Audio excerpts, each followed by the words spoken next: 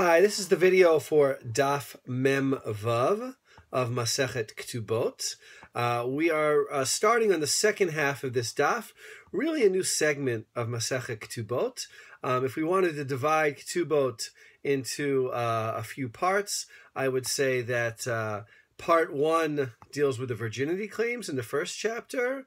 We then move on to some related issues in the second chapter. The third and the first half of the fourth chapter discussed the biblical parshiot, the biblical passages that, according to rabbinic understanding, deal with rape and seduction.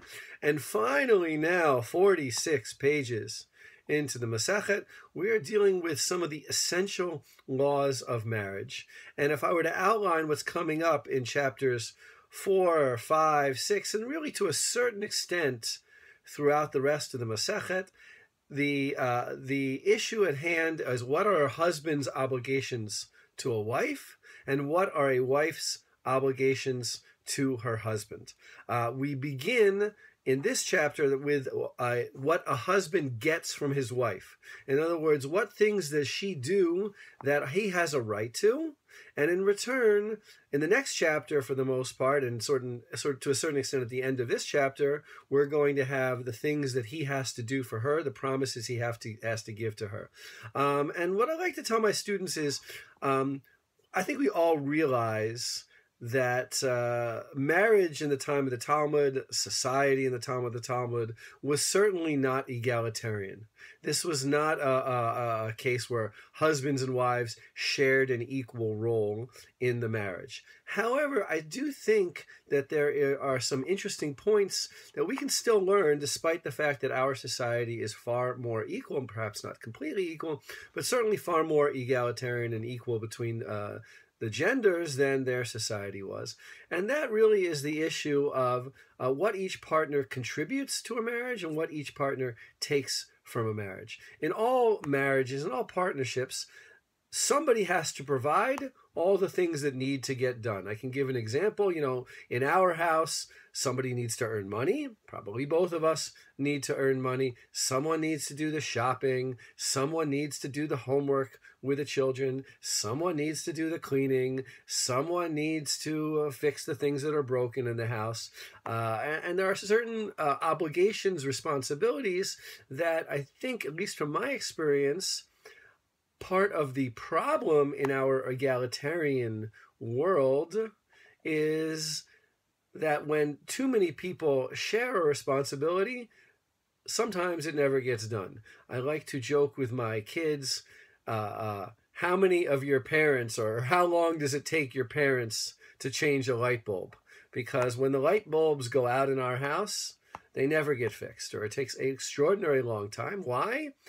I don't know, because I figure my wife is going to do it, my wife figures I'm going to do it, and it can take a very long time.